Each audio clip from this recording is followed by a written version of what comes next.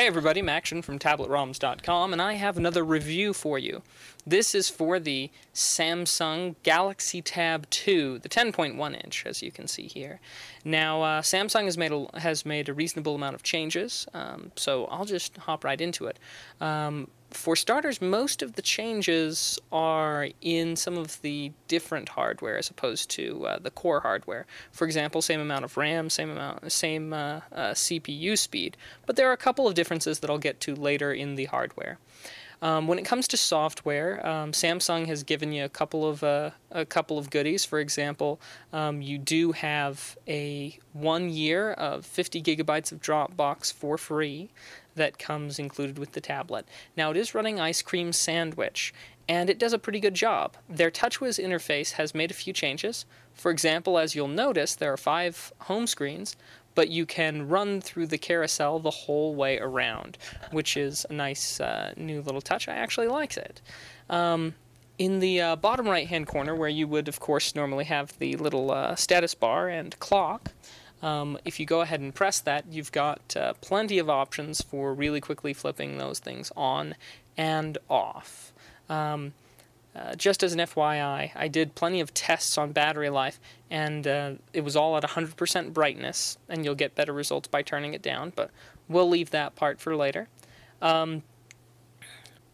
So the Galaxy Tab 2 is actually very snappy, very nice. It seems to be optimized pretty well. Now, I wanted to show you how well things like Netflix or the browser were going to run, but unfortunately, I got partway through loading these things up. You know, like here I've got Netflix, but it was running really slow, and I couldn't figure out what the problem was, so I just called it quits on that bit of Netflix, and then I decided to give you a look at the browser, and the browser does look great, of course. But I realized that someone on my connection was uploading a video, so it was sucking up a large amount of the precious little bandwidth that I did have. So both the browser and Netflix work really well, even though you can't quite see it as well in this particular test. The screen looks very nice. It's very bright, and it did a great job. When we ran the quadrant benchmarks, I happened to get an average score of 2630 on quadrant, and on the Antutu benchmark, I happened to get an average of 5210. So that gives you an idea of how those stack up amongst others. Now, of course, Samsung has kept the little multitasking apps down there in the bottom tray, and of course they've kept the quick button for the screenshot, as well as the little recently used apps, carousel, home, and back buttons. Everything else from there is pretty much what you would expect. You know, you press up there, you'll go to the apps screen, and so on. I'm very, very happy that they kept the multitasking apps, because those are great fun. Now, the camera, just to give you an idea, the camera is a little bit different, and I'll get to that in hardware, but I did go to the annular eclipse that occurred just earlier this week, and I took some footage, and I'll just show you a little bit there.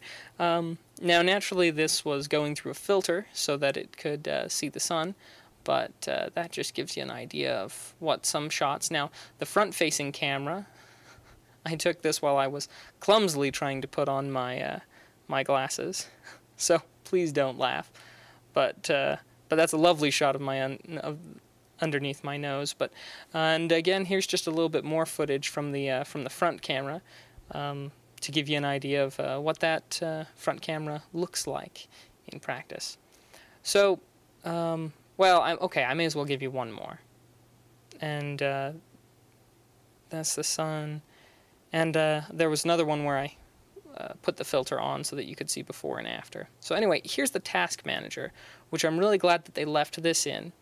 The TouchWiz interface has a lot of things that I enjoy. For example, the RAM manager and the storage, and putting the task manager as an easy option to access from the recently used apps is a nice touch. So all in all, that's all I have to say about the software, but stay tuned and we'll get into the hardware next.